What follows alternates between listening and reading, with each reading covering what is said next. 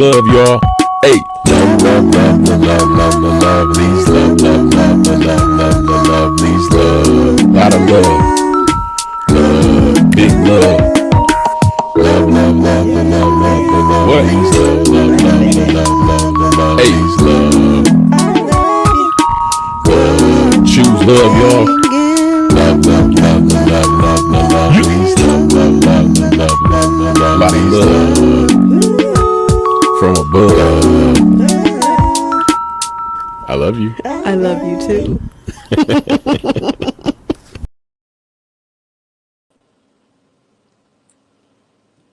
What up, though? We are here. Welcome to another episode of the LuvLee podcast. Episode 24, Life After Death. It is good to see y'all. We are here on November the 14th. Yes, 2025. Yes. Living and alive and glad to be here. You know, I used to be, I should do that for mine too. Make them say, 2025, glad to be alive. Glad to be alive in 2025. And yes. who are you? I'm doing well. And who are you? I am Malachi Lee. I'm Danny Lee. Together. We are the LuvLees. Together we make the LuvLees. Like, yeah. We're here. Glad you are here with us. Glad you're here with us. I'm glad you're here with us as well. Hey, we're glad we're here with us. We are glad we are here together. Yes, indeed. How are you doing? I'm doing good. I'm doing good. I am grateful for today. Mm-hmm. And this has been a good week. So I'm glad. I'm excited. What's been a highlight of your week? This was the first week that I worked out 5 times. So I'm very grateful for that. In a while, not the first time ever, but in a while, like, cause I've worked out here and there, over the last months or whatever, you know, decently, but being consistent in that 5 days in a week. So I'm very excited about that. I'm proud of myself for doing that. That deserves an applause. It does. It does. Oh yes. Yes.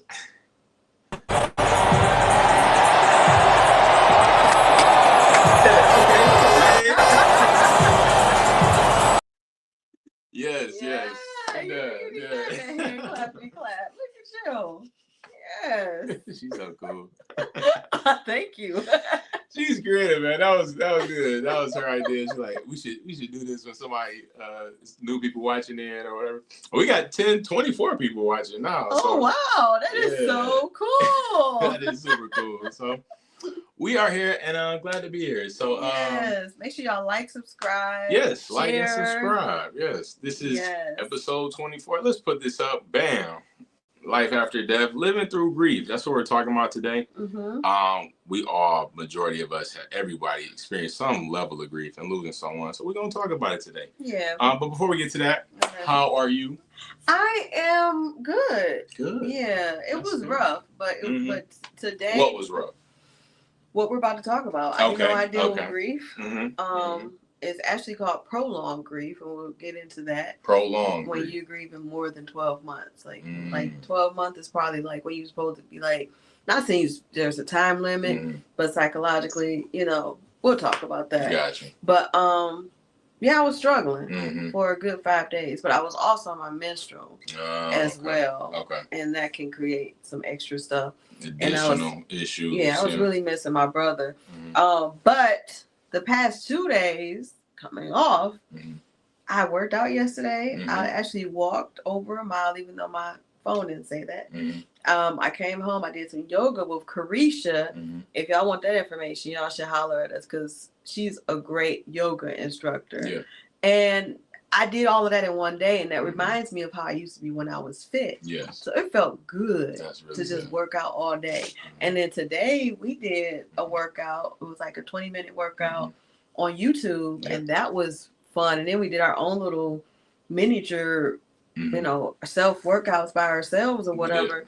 And so I've been doing good so far. I'm going to see our nephew today and try to brighten up his life and just have fun with him, and he's a big light anyway. So that's good. Yeah. I'm glad to hear that. I'm very glad to hear that. I am very proud of you too. Thank you. For this week, and I know coming off your menstrual, because I know for myself, I'm turning the corner and I'm like, okay, I really got to be serious. And then being your husband, I have to lead us both in this. You know, I have to be that spearhead to say, hey, this is what we're doing. This is who we are.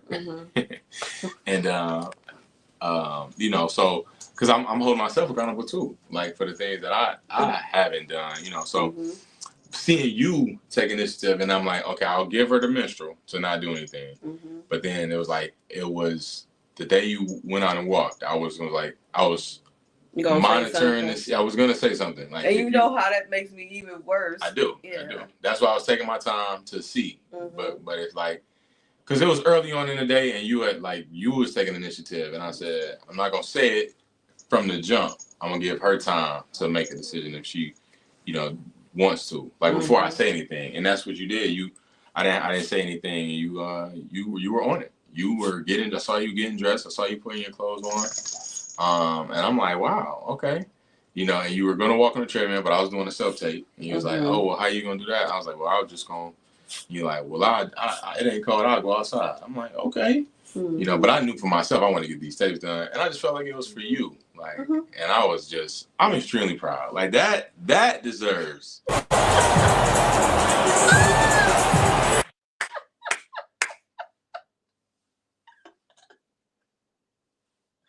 It felt good too, man. It felt so good to feel good. Yeah. I can't wait to get this stomach away. I just gotta keep being disciplined and keep focusing on the stuff that matters. But recently we had a 3-year first date anniversary. We did. We really did. November 11th. 11/11 makes the 3 years since we went to the movies. Went on the movies. Yeah, we did. We went on the movies. And had our first date. And and that's pretty cool. Like, it's amazing how time is flying. Like, it really is. And it don't feel like, I don't know, it don't feel stressful with you. Like, it's just easy. It's like we've been together for a long time and didn't know it. We just absolutely. Yeah. Absolutely. And then we actually have some more news that we want to show you guys. It's going to be about 3 minutes of news. Yeah. Got some. And then come on back. We will talk about the subject of grief. We just want to make y'all laugh a little bit. Because after that, it's going to get deep. Deep.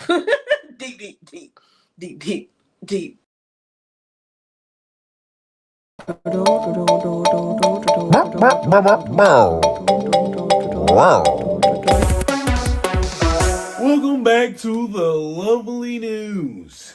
I'm your host, Corn Hornswoggle. Diane Unlovely. Yes, she is. I hope you are doing well on this. What's today? Days are days.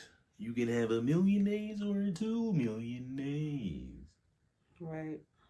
This just in, the LuvLees are been married for 1 year and 8 months.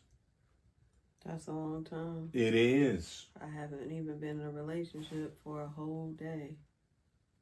Not one. But I have been sober. How long? About 5 minutes.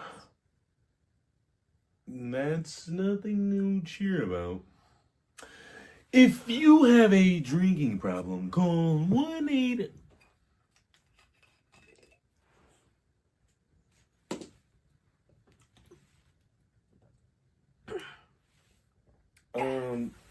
Diane LuvLee, would you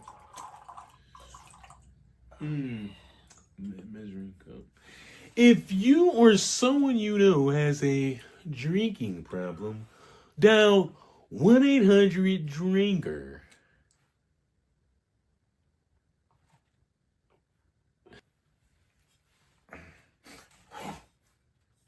Congratulations to the LuvLees for their 1 year, 8 month celebration.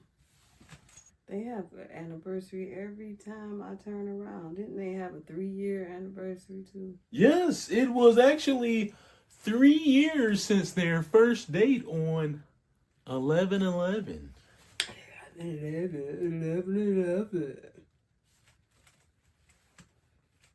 You're not about to take.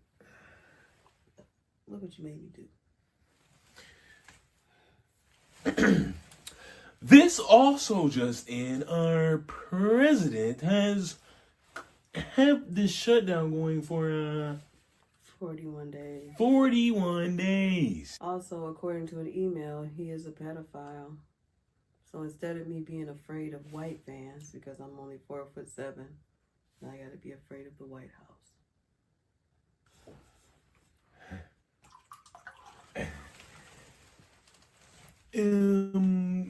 If you're so happen to be watching this, please don't shut us down. Just like Tyrone shut me down. And I was trying to give him some. I'm sorry, folks. I remind you that this is a family show. I ain't got no family. In other news, certain people are mad at the government shutdown, and the folks are saying this is what you all voted for. This is what you voted for. You voted for Trump, didn't you? Didn't you?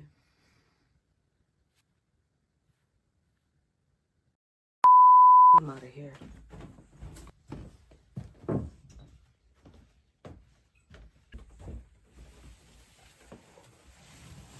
I didn't vote for this, but I voted. This has been the LuvLee news.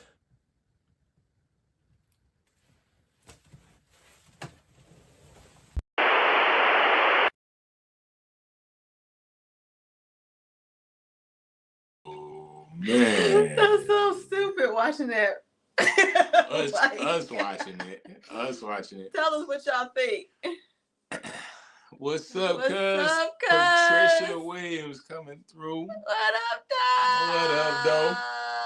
If you just tuning in, what what's y'all up, think of our everybody? skitty skit? Yes, the LuvLee news. The LuvLee news. we're gonna start doing more LuvLee news. Yes. Let's just trying to try something out. I love it. What do you think about corn hornswoggle? This is what I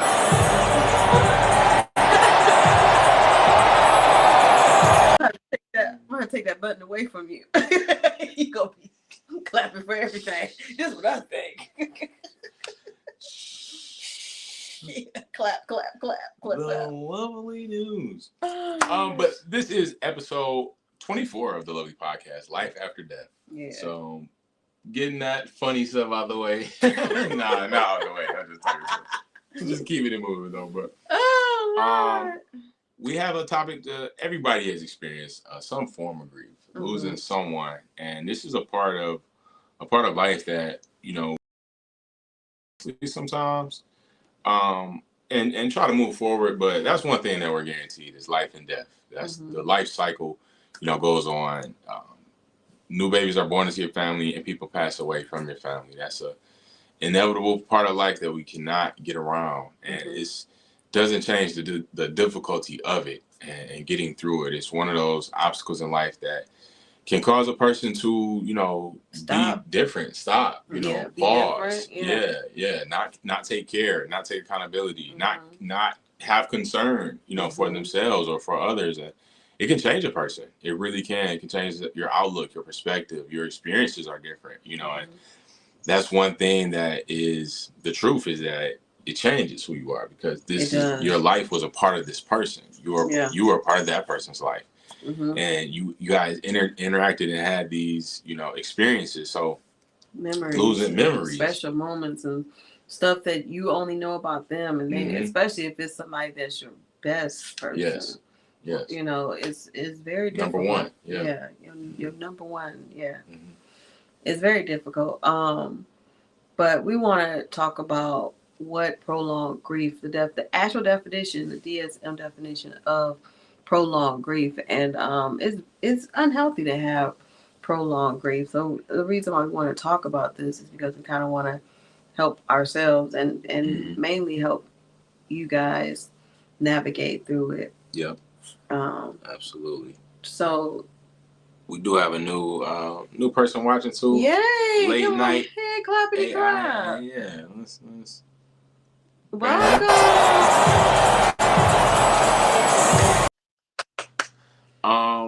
yeah, this the first one, right? Yeah. One. Oh, okay. All right. DSM, Diagnostic and Statistical Manual of Mental Disorders. It's explaining The DSM. Oh, you know intense. what? What? I forgot what it was explaining. No, I got you. Intense longing or preoccupation. Daily. Okay, no, these are the symptoms of prolonged grief. That's what right. Yeah, that's what you said. Yeah. Okay, I said it was the symptoms. Yeah. Okay, because I yeah. didn't put that on the thing, so that's. No, yeah, you did. You segued. You said so you said describe prolonged grief from the DSM. Okay. This was that. Symptoms, yeah. Yeah. Intense longing or preoccupation, daily or near daily intense yearning for the deceased, or preoccupation with thoughts or memories of them. For children, the preoccupation may focus on the circumstance of the death. So this is basically saying the things that you on a daily basis, you're gonna have this core memory, this core striking factor of this person that preoccupies you from your current life. And that intense yearning, daily intense yearning. That's being taken away from what's going on in the current moment. It's like you just. It's like you're in a game and then all of a sudden you just popped out of it. Yeah. And you built all of this reality and then you got to start all over again. Yes. And you like on the highest level of the highest game. So then it's like you have this, psychologically you have this intense yearning for what you're used to, for what the normal schema is. Like, this is what I'm used to. So psychologically, that's what you want. Yeah. And to be just pulled out of it so quickly, it's like, it's crazy. Yeah. So I think it's like your intense yearning for wanting that back. And also, if there's any guilt, and this is just me in my opinion, it's not DSM, but like if there's any guilt or anything like that, you want to yearn to change it. Or even if there's not any guilt, just yearn to, like, because sometimes we'll say, if I would have been there, this wouldn't happen. Or if I would have did this, then that wouldn't happen. Right. And sometimes it's hard, like even for me, to accept that truth. Because in my head, I feel like if I would have did something different, then my brother would still be here. And so what I'm working on is knowing the truth, because I'm not the reason that he's not here. Right. And God has his own script. And sometimes it's not what we prayed for. Sometimes it's what he ultimately planned to happen. So I'm kind of in the process of accepting that, because I haven't really accepted that yet. I still have to fight against it, pray against it, meditate against that guilt of feeling like if I would have did this, then he would still be here. Yeah. Because he's my little brother. I've always been responsible for him. More so like a mom, even though I'm not that much older than him. But just he's always been delicate, and I've always cared about him and wanted to protect him. So in my way, I just feel like it's my fault. Got you. Because that was your job to protect. Yeah, and then like even with my mom not being here, my dad not being here, my grandparents not being here, it's like I am the oldest of my immediate family. And it makes me feel like I have to take on that responsibility to protect everybody, because they don't have anybody to protect them. And I'm not thinking about the fact that I ain't got nobody to protect me, because it's my job to make sure that my siblings are good. Yeah. So. Yeah. That's thank you for sharing. Of course, that's what this first is about. And talking about that. And we take on these roles, and these roles are assigned to us, to these people, for different ways. And that's what relationships are built on, friendships and families are built on, is that role that you play in each other's life, that daily basis, responsibility, in different ways. And that can also, that affects when it changes suddenly, as you mentioned it, so something that you said in there that was interesting to me. You said that the changing that yearning to wanting to be present, changing that yearning, because you're going to think about something. you know, regardless, and how we think about it, you know, as we grieve, you know.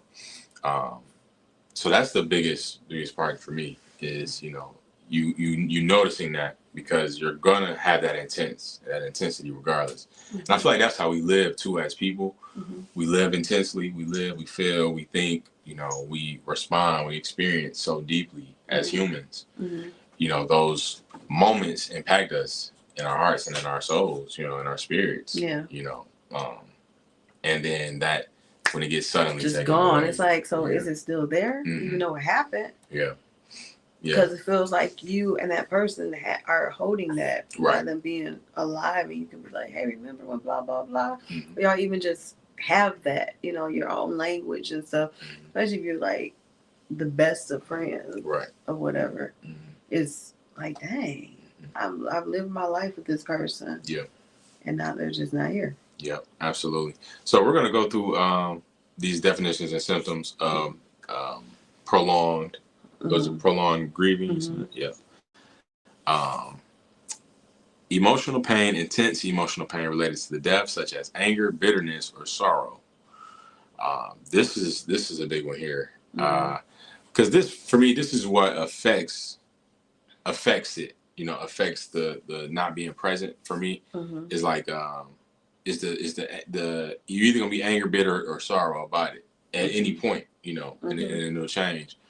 And really, the fact of like, for me, I know that anger sometimes comes from the fact that you can't change it. Yeah. Like, this is just your reality that was written to you. I can't fix it. Like, yeah, and so I'm pissed off because, like, what you mean this is what I got? Like, you know, and like, and then it's weird because you just went through that. Absolutely, I did. Yeah. And I was actually able to be there for you. You were.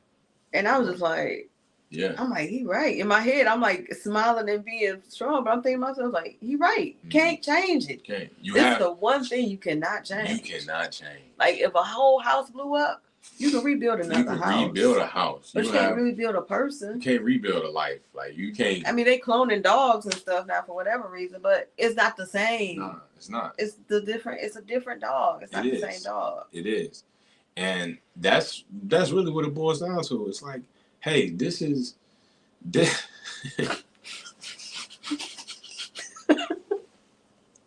They haven't put laughter in there though. Yeah, like, yeah. Cause we be trying to laugh sometimes. Man, because you got to, because it's like, it really makes you mad. Yeah. Because you most things you have control over in life. You know, a lot of things you don't, but a lot of things you do. You know, you don't control other people's actions or how they people respond, but you control what you got going on. Yeah, for real. Even a lot of things. Yeah, even in other people, like, I can help somebody and that would change something. Like, you know what I'm saying? I can do this and that would change your situation. Yeah. So it's like, we have control over certain things like that too. Like, oh, you hungry? Here, boom, let me give you some food. I changed that. I like, helped you, right? Yes. That's what I want to do, right? Yeah, for yourself. So it's like, for that one time, and to your point, I was experiencing it the other day because my mentor passed away. It's been over a year now, and you know, I deal with grief differently myself, but these moments that I'm experiencing to have grief and to feel that, you know, because things happen so shiftingly quick. It was quick, like unexpected, unexplainably quick. Like, how? Like, yeah, what are you talking about? Like, you know, it's like, and then you like all the stuff you know you're supposed to do and had to do and should have did, and it's like, yo, like, what? I ain't got no more time for that. Yeah, like, come on, man, y'all tripping. So it's really like, now I'm in this predicament, and it's gonna bring these emotions out of me because I want to do something about it. I want to. You know what I'm saying? And it's like, the only thing you really can't do is work on you. It's like, focus on you. And it's still not gonna change it. And it's not gonna change it.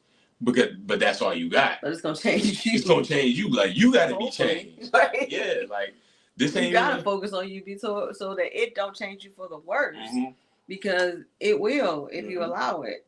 And then you really gotta focus on you to try to get from the worst to better. Yeah, exactly. Yeah. So that emotional pain related to death, anger, bitterness, sorrow, That's all rare. of that. Like anger, and then you become bitter. I look at bitter and anger as the same thing. Yeah. And then you become sad because it's just like, yeah, you got I'm so mad I can't do nothing. I'm so mad. I'm so mad that I'm sad. And I'm sad is like defeat. And I'm salty. You mad, sad, and salty. Like just you really be blaming God. You be blaming yourself. You be blaming the world. You be blaming anybody. Anybody that looks somebody like you. cut you off traffic. See, this is why our people die. Just mad. Facts. Yeah. So. Hey, you telling oh me, ain't you? Telling our business. All right. Disbelief or avoidance. And Mark sense of disbelief about the death or avoidance or of reminders of the deceased. Oh my goodness. That's where I'm at. I still haven't cleaned my brother's room. Mm-hmm. And it's been 2 years. Mm-hmm. Mm-hmm. And I just don't have it in me at all. Yeah. And a lot of times, sometimes I'll think of him. Sometimes I smile. But for the most time, I try to I cry whenever I think of him. Yeah. And disbelief for me, for a long time, for a good 2 years, I kept waiting on him to walk through the door. Wow. Yeah. 2 years of that. Yeah. It was like, no, he really about to come home. Right. He was at work or something. Mm. And when we went to his job, I didn't want to go to his job because I knew he wasn't there. Mm-hmm. And then they had the obituary hung up on his job, which shows how much of an amazing person he is. Yeah. Because there was no other. They had it on the wall. They had it on the wall. And that was hard. I didn't want to go. Because it was like, if he's not here, then where is he at? Where is he? Yep. That's man, disbelief. Yeah. Disbelief or avoidance. A marked sense of disbelief about the death. Yeah. And that's deep. That's deeply rooted, you know? And honestly, for me, I knew you needed to go. You know what I'm saying? Because you have to get the reality. You know, and that'd be the tough part for us as humans. And not just her. It's not about, you know, just a person. This is grief, period. Like, this is a worldwide phenomenon. We all experiencing this in some way. And it's like when you have that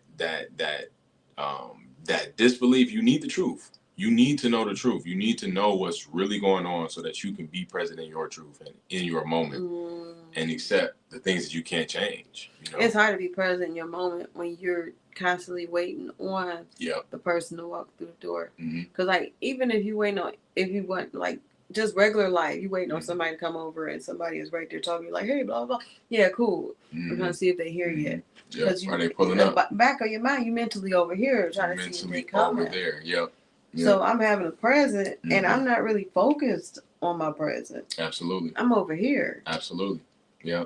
And that's a great point. And we got some scripture for that, which we're going to talk about in a little bit. Okay. But that's a great point, you know. And for me, like, the reality is that being over there is the past, you know, and that'd be hard for us as people to realize is that is past me, you know, and that's why it's called the past, like, because it's behind you. And if you're turned around while trying to go forward, it messes up your direction, you know. See where you're going. You won't see where you're going or where you are, you know. So, and that puts you in a tough spot. And this is why it's in the DSMR defined DSM. Sorry.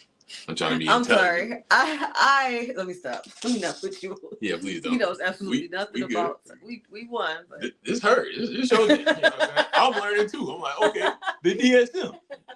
I was pulling it up twice. He was like, what is the DSM? I kept pulling it up just for me. I was like, oh, that's disbelief or evidence. Yes. What'd you say, disbelief? That's what I'm saying. A marked sense of disbelief. Oh yeah, I thought you were talking about something else. Oh yeah,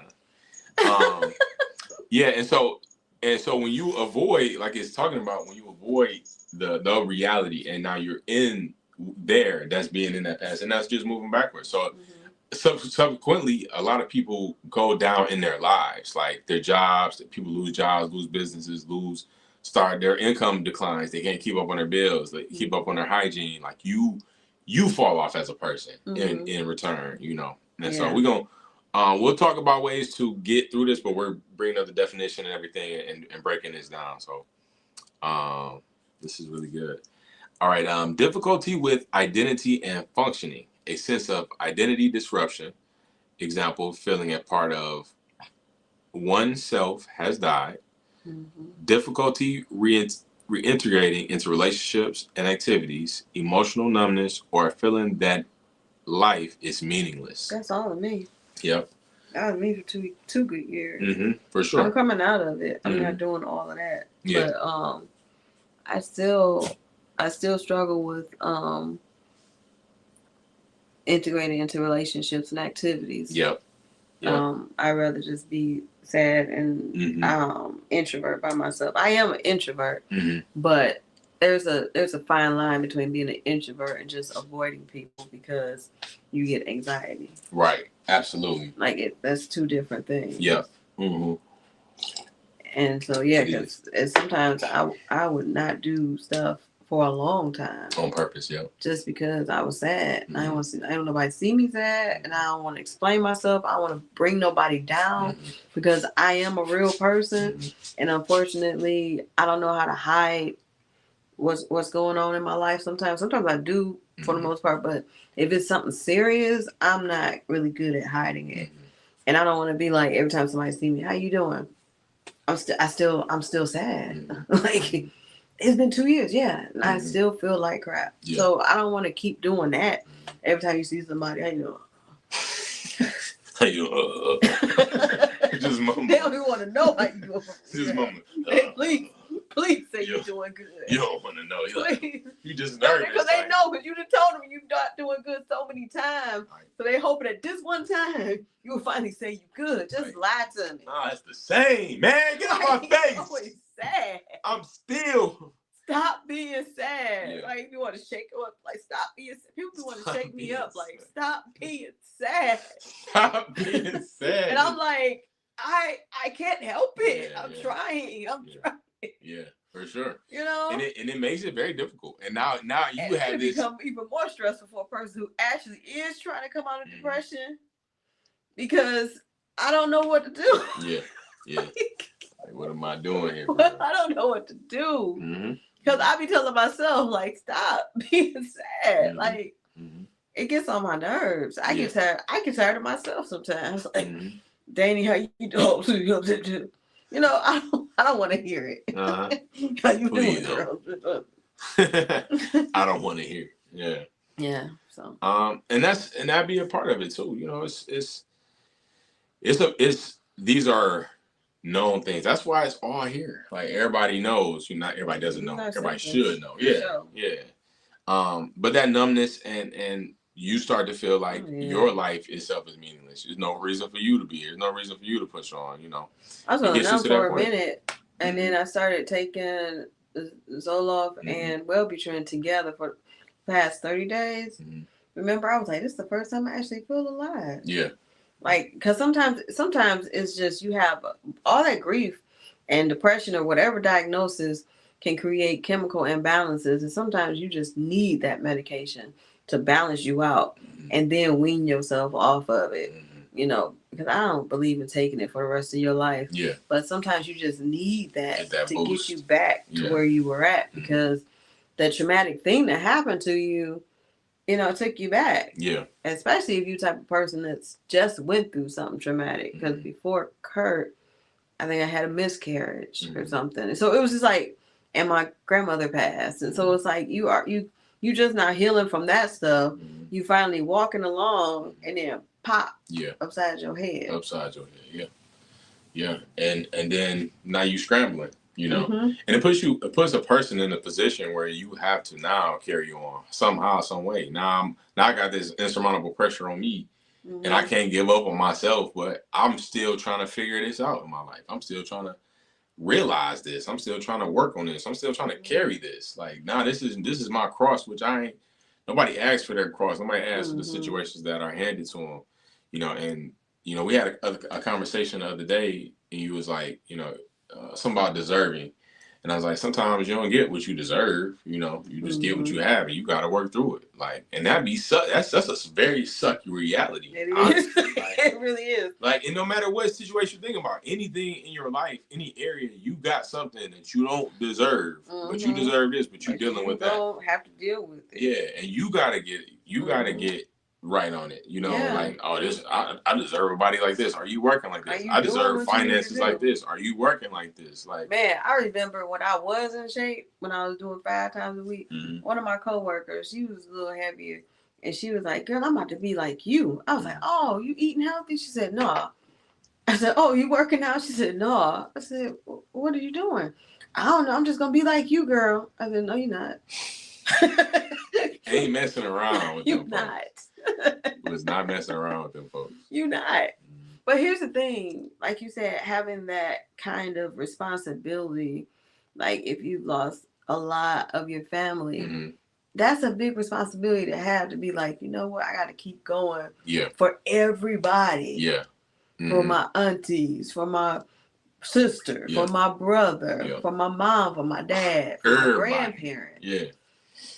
Everybody. It's on me now. It's on me now. Yeah. And I need to create some ones that can come follow, because we're not about to be in this bloodline. Right. It's all on me and my other brother. And then when stuff, I'm not gonna put his business on, but when something happened something happened, that scared me. Yeah. So it's like, what's really happening? What is we doing? You know? What is we doing? Yeah, for sure. So that's a lot of pressure. A lot of pressure. Feel it even more. Yeah. And you specifically, like, a lot of people, everybody experience grief, but I will say this, like, I haven't experienced somebody that has had to deal with so much as far as losing somebody to this person right here. Like, and she's my wife, but right now she's this person. Like this woman. This woman. Right. Man, I'm talking about Negro. I'm talking about little sis off the dribble. Like, I don't even want to break it down. Dribble, like, please don't break it down. I'm sorry. Like, yeah, I'm really sorry. But seriously, like, it's unexplainable. You know, it's really unexplainable. But, and so now, to your point, to the pressure, to your point of the pressure, to your point of now having to carry a legacy on, and it being you know what I'm saying? Now it's on you. And so now it's like, you gotta now, you were responsible when you was already responsible. Now you even more responsible. And I'm responsible for even more responsible, like, without even figuring out how I'm responsible for this. Like, why this happening? It makes me irresponsible when I'm going through grief. Because I don't want to open up no mail. Yeah. I don't want to pay no bills. I am trying to get through grief and depression. And then when the state of Michigan stopped paying me my disability check that I actually deserve, it's like, now I got to hustle. What are we doing? What are we really doing? Yeah. And you it's like you grieving, but you don't have it in you, but you still got to do what you got to do. Still got to do what you got to do. We both like, oh, we got to go Uber. You got to do what you got to do. Like, no matter how you feel, now you still got to live. Like, yeah. And that's, and to carry on, like you said, and trying to figure it out, now you really got to become a different version of yourself that you didn't even know existed. Like, even a higher version that I didn't know was possible, because I thought before I was living in the higher version with all the other stuff that happened and that I conquered. Absolutely. Yeah. Okay, so that's so now we got loneliness, intense feeling of loneliness or detachment from others. Yeah. Intense, and I think that's what I'm noticing as a trait within these, this definition and examples and symptoms is the words they're using, the intensity. You know what I'm saying? The deepness of it. Like, because some people experience it differently. And so now when it's outside of a normal level, you are now in this realm of it being intense. It being intense for you. It's going to happen regardless. But if you take it this way, now it's intense for you. Now it's stopping your life. Now it's intense loneliness, detachment for others, the numbness, and all these things. And that's when it gets defined. It's not everybody going to have this, Right. So if you are one of these people, you have to first realize that. I think that's a biggest part. But I think intensity is different too on different levels. Like, when it concerns loneliness, like there's different types of loneliness. Like, you can be lonely because you feel like you don't have anyone, but you can also be lonely because you're the only one feeling this feeling. You're the only one that is Curtis's sister with his mom. Mm-hmm. Mm-hmm. You're the only one that Curtis lived with you for 13 years. Mm-hmm. You're the only one that knows this feeling. Mm-hmm. And that's what makes you feel lonely, because it's like, can anybody else relate to this? Mm-hmm. Even though they may have their own type of pain. Mm-hmm. It may not be the exact same Mm-hmm. as mine. Similar, but not the same. Mm-hmm. So it's like, you feel lonely because it's like, I got to deal with this By myself. Yeah. Even seeing a therapist, the therapist will help you. It'll give you methods and tools to get through it. Mm-hmm. I'm just explaining the feeling of it. Itself. Yeah. You feel like, well, dang, I'm really lonely. Right. You can have people all around you, Mm-hmm. but if people don't get you, and so I think that's why it makes you feel like your life is meaningless, because it's like, if people don't get me, I'm around these people, I'm really a stranger to everybody. Mm-hmm. Why am I here? Mm-hmm. Why am I As here? an outsider, like. Yep. Why am I here? Mm-hmm. And I feel like that's where people get to, and going back, the last one talked about feeling like life is meaningless. Mm-hmm. That it all cycles within to each other. Mm-hmm. For sure. And then the last one here: functional impairment, significant distress or impairment in personal, family, social, or occupational functioning. This functioning may be maintained, but only through significant additional effort. That's deep. Yeah, I can't do nothing. I couldn't work my job. Mm-hmm. Yep, and you did. You left your job. Like that shows right there. Like, oh yeah, I can't even think about working. Like, what are y'all talking about? And I was there for 11 years, mm-hmm. and I just could not. And I'm not the type of person who does not work. Mm-hmm. So now it's like, I'm trying to figure out my entrepreneur life, because I don't have it in me. Mm-hmm. Gotta pivot. Unless I find something that I really like, but I don't have it in me to do what I know how to do, like social work and stuff. I don't have that in me. Yeah. To deal with people and their stuff. I got my stuff. Yeah. Yeah. Yeah. So, I think this is it's one thing that's not mentioned as much when this does happen. People are blamed for it, because it still will be your fault, and that's what's sad about it. If you get into this state where, especially for somebody, because now we're married, like, you have me, I'll make sure we good, regardless, if, like, you know what I'm saying. But some people don't have somebody like they physically live with, that they physically is helping them with their finances, and even pushing you to even do anything on a daily basis. Like, hey, bro, I know you sad, but watch your butt. We need to pay this. Like, okay. Like, get your sad butt up, please, and go do something before they cut off the.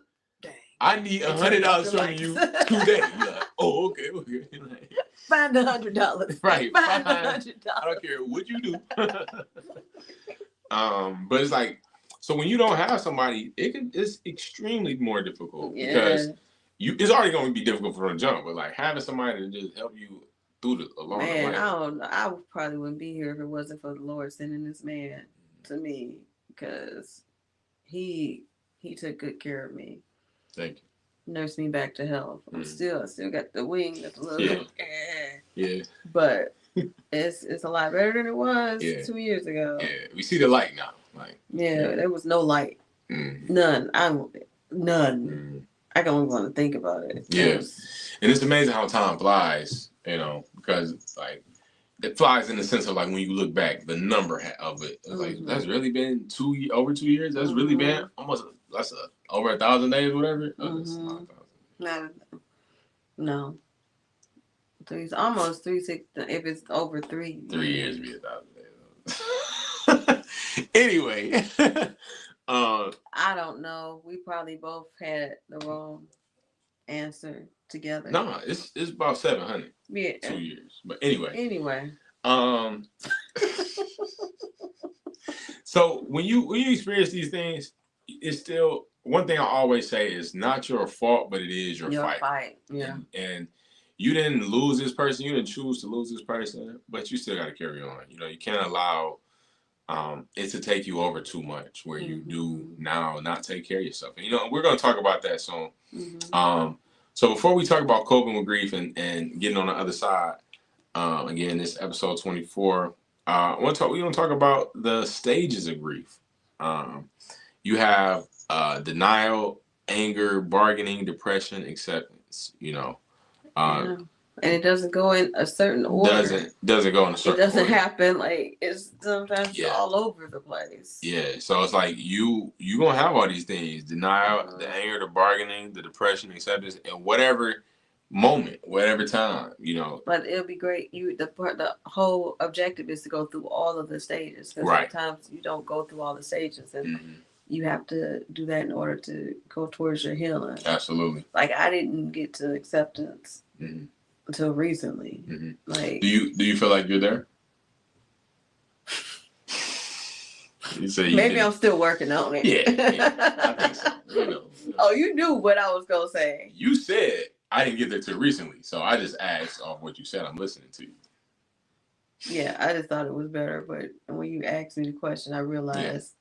Yeah, I'm still working on that. Yeah, I'm still working on it, and that's okay. And nobody's here to blame you, and I'm not here to blame you for that. And I feel like you have to go through these stages. Like the bottom line, no matter how you get there, you got to go through them. And so to me, the way I see it is like denial, anger, bargaining, and depression. These all will cycle. These will cycle through until, we get to that acceptance. And then once you hit acceptance, you may revert back a little bit. But it's like, you still know. It's like a click. It's like, okay. Yeah, it's not be a consistent thing. Yeah, but it's a foundation of like, okay, this is now I can live. Yeah. And I'm going to come back to it. I'll probably hit some of these later on, but it's not like a circle, like this is just happening. Right, just cycling through. Like, I'm out the washing machine. I just got to dry out now. Like, you know what I'm saying? Right. That's a good analogy. Yeah, about the washing machine. Yeah, because washing machine got cycles, and you got to go through them. Like first, that water got to fill up. You got to add that soap in there. Now you got the dirty clothes in there. Like clean water, dirty clothes. It's like who gonna win? You know what I'm saying? And you dry out, and then maybe depression will come knock on the door again. Like, here I am. And then you got to go back in the cycle. Like you know what I'm saying? Maybe. I don't know. Yeah, but it's like you got to get clean again. Yeah, essentially, you got to clean yourself back up and. Your soul got to be clean. Your spirit got to be clean, and we're gonna talk about that. We got some scripture we're gonna bring up. So those are the stages, and it's inevitable. It's inevitable to go through these stages. Yes, sir. But that's one thing to realize is what's up, y'all? Hey, love y'all, man. Hey. That's one thing to know is that it's gonna be all right. But just know where your destination is, which is that acceptance. Yeah, that's definitely my destination. You said you had some scriptures, right? Yeah, you want to do that first? Yeah. Okay. So now we're talking about coping with grief. We're talking about getting through it and the tools to help all these things that we mentioned. If you're one of these people that have it, and it's what's the term again? Prolonged grief. Yeah, is that what it is? Prolonged grief? Yeah, if you have this prolonged grief. So getting through it. Where did we go? Okay. Pull them back up. So first one I want to bring up. If you can't find the scripture, then we can just do the what's it called? Okay. If you want. Yeah, I thought they were in here. Do you remember what scriptures you found? Yeah. Okay. Yeah, let's just do that one. Let's talk about ways to how to cope with complicated grief. Okay. First, remind yourself that what you're feeling is okay. It's okay to be sad. Yeah, I feel like that's a big one because you blame yourself. You blame yourself for being in this way. You blame yourself for thinking these thoughts. You just blame. That's what you do. You just blame. I didn't mean to put it up right now, but I found it. But therefore, if any man be in Christ, he is a new creature. All things have passed away. Behold, all things are made new. Yes. And so what was the first one? It said, it's okay. It's okay to not be okay, pretty much. Yeah, remind yourself that what you're feeling is okay. It's okay. Yeah. Yeah. And I want to add to that with that scripture, also have hope that all things will be made new. Yes. Eventually. Mm-hmm. But right now, you raggedy. and it's okay to be raggedy. It is. And then later on, get unraggedy. Mm-hmm. Yep. But you gotta dwell in that raggediness. Don't stay in there, but you gotta feel that raggediness so that you can come out of it and be made new. Be made new. Yep. Yep. Because like essentially, because this person in your life has passed away as well. Like now that part of you is feels like it has died or is dying. That's what you actually feel, and that was mentioned earlier in the definition. So it's like you have to allow that part of you also to boom pass away, so that boom the new parts of you can come in. You know? Yeah, maybe some of that part you can keep and use it for their legacy. Yeah, absolutely. You want to remember the memories and do something to honor them. Absolutely, yeah. Make it new. Yeah, like that's making it new. You know, because that person's never gonna leave you. No. You know, but it's how can I make this new? How can I turn this around for my good now? You know, like you said, you know, legacy things, creating the foundations, creating, you know, naming things and things, you know, and honor this person. Just different ways to honor that person and their legacy and the things that they brought to you. You know, now this is a new thing. Here's a new thing. You know, for you, for us, like you know, and got some more here. The second one. Oh yes, the second one is identify supports. Yes, identify supports. That's a big one because you got to know where your help come from. That's very important. When I used to do CPS, one of the questions we would ask people is, who do they have as social support? Because if a person is overwhelmed, sometimes abuse doesn't happen from people who are abusive, but people who make mistakes or whatever, and they may be overwhelmed. If you have support, you can be like, hey, can you please help me for an hour watch my kid? Yeah. Or hey, I'm struggling with this. You know, can you please help me? So that's very important to have that support. And sometimes when you're using the support, it'd be hard to lean on that support because you're using the support. You're the one that's there for people. So you kind of have an ego, and it's like, I don't want to just keep bothering this person and getting on their nerves with my problem. Like some people won't mind listening for so long, but after a while, it's like right, okay, I know you're dealing with this, and I can't, you know, I'm not you or whatever, but I'm tired of talking to you. Hey, help yourself, man. Like, did you read the book I gave you? Right. Like I'm sick of it. Yeah. Like come on. And so speaking of help, we got Psalms 34. The Lord hears his people when they call to him for help. He rescues them from all their troubles. The Lord is close to the brokenhearted. He rescues those whose spirits are crushed. And losing someone like that is crushing. That's one of my favorite scriptures too. I'll never know where it's from. Psalm 34:17. Okay, yeah, because I used to be super Christian when I was regular, so I don't know where it's from. But that's one of my favorite ones because I would have to tell myself, God is close to the brokenhearted, especially when you've been brokenhearted. You know without a doubt that they're talking about you. Right. And it's just amazing. Like he gives you that extra love because he knows you need it. So sometimes when you can't go to people with that social support, go to God. He is a great support. Yes. Sometimes we don't want to. Yes. So we may be mad at him or whatever. But you got to work that out. You do. And be able to go to him because he will help if you allow him to. The Holy Spirit is always there. Like today, I started singing and I started praying for us.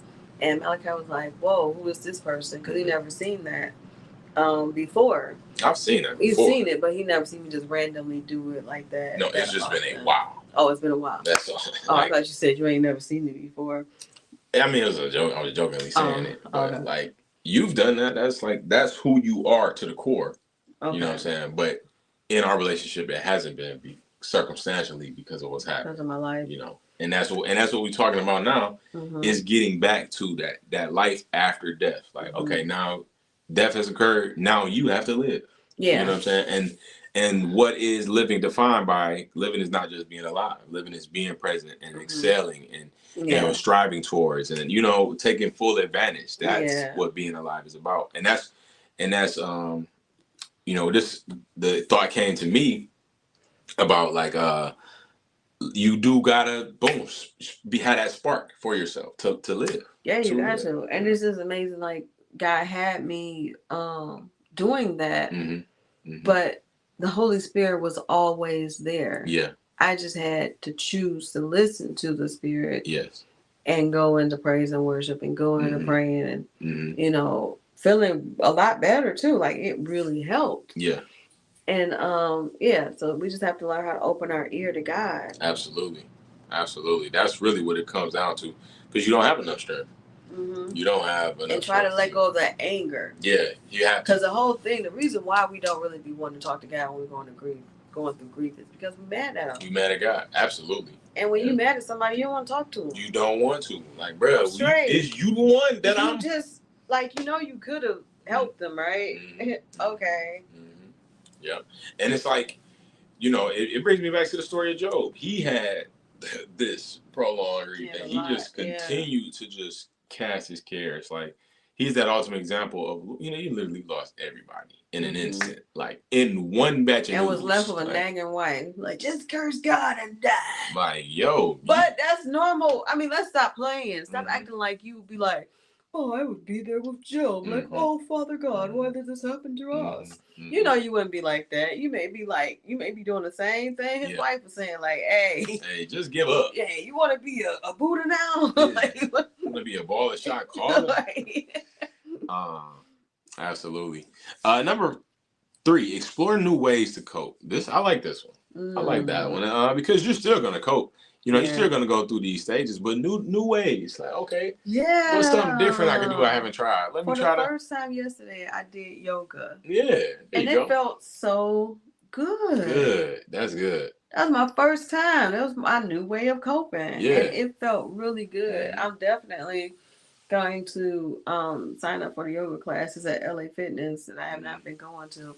But yeah, it felt real good. Good. Yeah. Yeah. I'm very proud of you on that. Set limits and boundaries. Very important. Yes. You know, you can't overload yourself in life. You gotta make sure you can handle what's going on. You know, set limits for people, set limits for yourself. Yeah. Set limits for other people on you and your space and your time. How they treat you and how you treat people. Absolutely. Know like, hey, this is today. If this is the day that I feel like fighting, maybe I should stay inside the house. Don't do it forever. Yeah. But like, you know yourself. Yeah, like, absolutely. Okay, you know what? I can do it. I can go out and have fun and you know, we'll be good or whatever. Yep. Yeah, set those boundaries. Yeah. Recognize wishful thinking or other helpful, thoughtful patterns.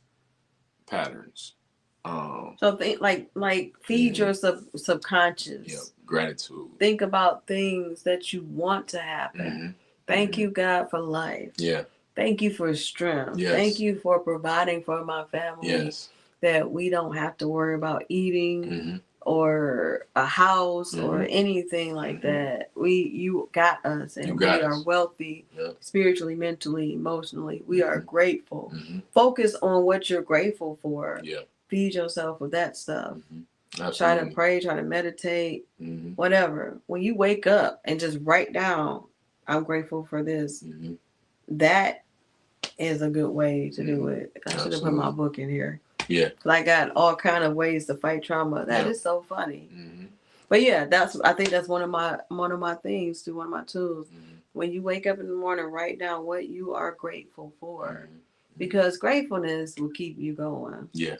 It will. Attitude of gratitude. Man. Like yesterday when we did the yoga, she said, touch your heart and be grateful for your heart. Because your heart, I'm like, dang, your heart keeps you alive while you sleep. Your heart pumping. Your heart pumping, keeping you alive. Man. Wow. How intricate is that? Man. You know, heart beating. Grateful for it, okay? Man. Yeah. That's amazing. Consult with professionals. You know, we talked about therapy earlier. Look.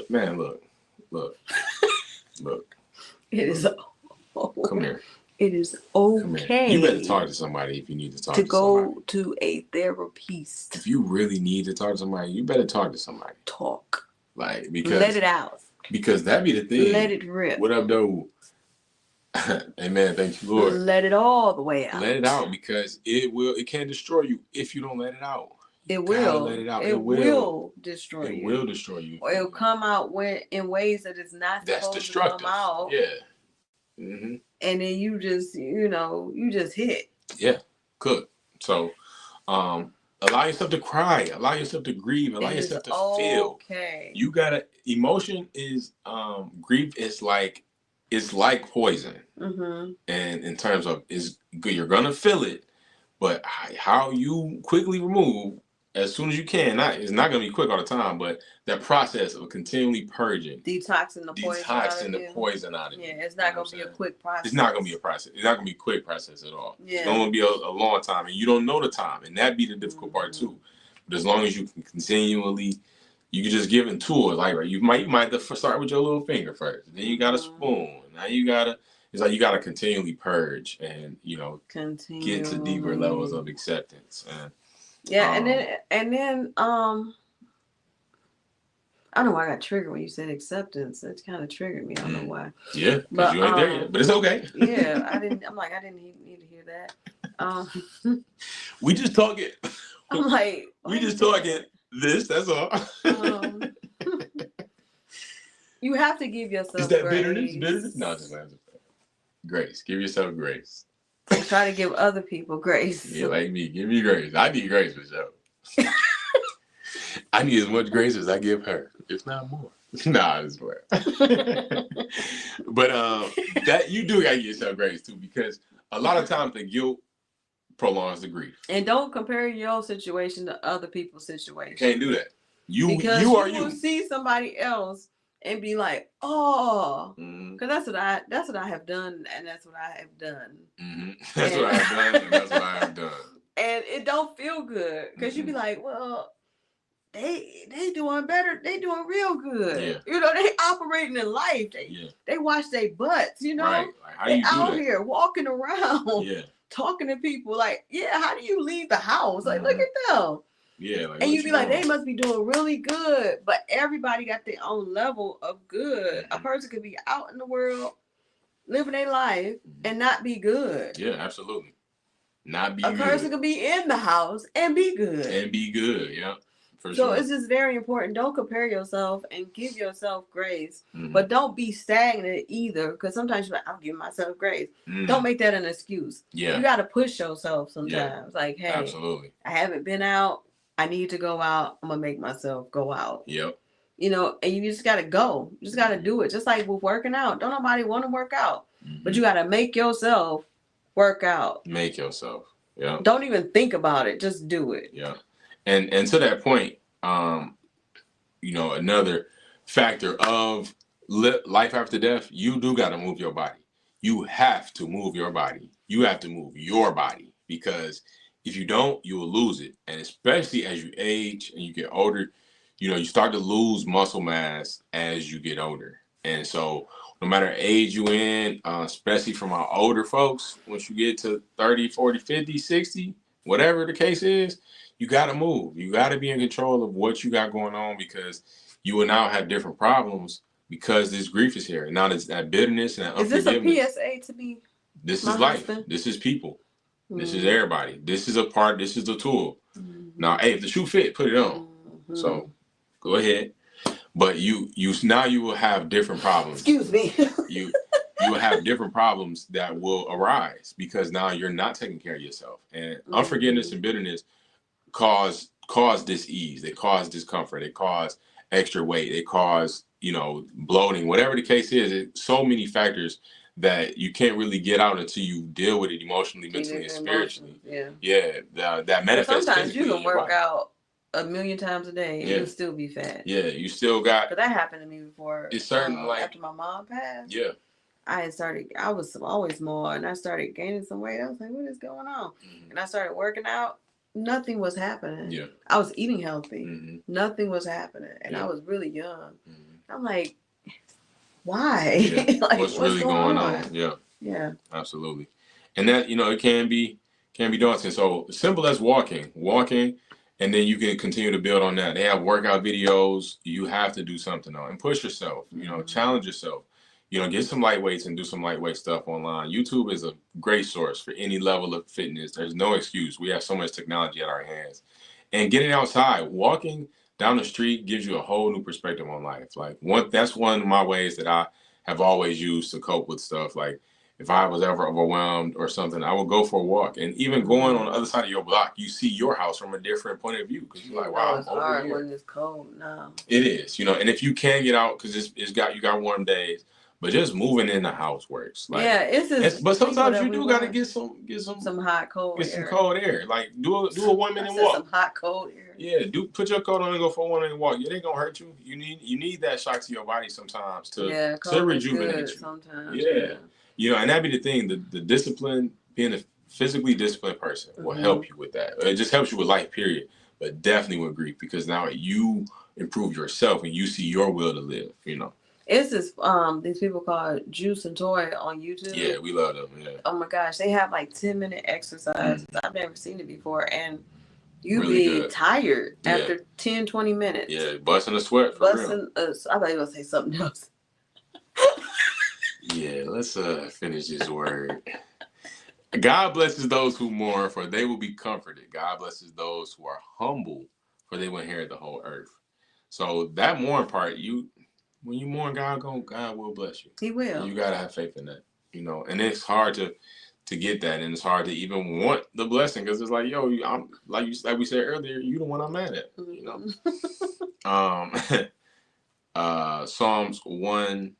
Oh no, we did that one. Psalms 34. Oh no, we did both. Okay. All right. Oh no, he heals the brokenhearted and bandages their wounds. No, I didn't read that one. And what? He heals the brokenhearted and bandages their wounds. Oh, bandages their wounds. Okay. Yeah. I didn't know what it had to. Yeah. Yeah, we just to recap, exercise. Exercise is my biggest one. You gotta pray. You gotta get in your word. There we go. Remind yourself that it's okay. Look, you okay? Everybody feeling the same thing you feeling. They're not feeling it like you. Yeah. But somebody in the world feeling it like you. You're not the only one. Okay. It's okay. It's okay. And everybody give yourself that grace. Give yourself that grace. Know where your help come from. God, your people around you, your family, your friends. You make sure you explore those new ways. Do different things that you've never done before. Experience different experiences for you. Because that's coping too. Like you said, yoga is what help you. That was the way of dealing with the day and dealing with your perspective now. And set limits. Those are very important. Very. And that wishful thinking, that gratitude, that is so big. Very. Just, you forget about what you blessed with, so focused on the past and somebody that isn't here, and be like, oh, I wish they had this. And it's like, hey, this is what you're blessed with, though. Yeah, if you don't get anything else from this podcast, gratitude should be the number one thing that can help you through your grief, because when you're grateful, it just takes you to a whole different level. It does. I also feel like forgiveness. Yes. You have to forgive yourself. What if you had anything to do with the grief? You have to forgive the person that passed away for leaving you earlier. Because if this person that's younger, you're like, oh, you left me early. You have to forgive that, and you have to forgive God, and accept. This is what it is. But you have to. The top ones I would say is gratitude and forgiveness and grace. Top three things that you should remember: gratitude, forgiveness, and grace. Give yourself grace. I love that. Well, that being said, thank y'all for tuning in to another episode of the LuvLee Podcast. Thank you, guys. And we will see you guys next Friday. Yes, for episode 25. 3 o'clock as always. 3 o'clock. Let us know if you have any subjects you want us to talk about. That's for sure. And remember, you can live after death. Oh, yeah. And also remember, it's your choice to rejoice. Because my friend T-Barb, real quick, she told me, she said, it's a choice to do what you got to do. It's a choice. Happiness is a choice. That's what she said. Happiness is a choice.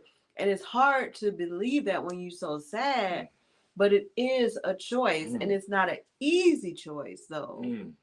It's a choice, but it's not an easy choice. So you got to keep trying. You got to get up, wash your butt, keep trying, do what you got to do so that you can make that choice. It won't be an easy choice, but it's still a choice. Happiness is a choice. Choose it. And also choose love. We out.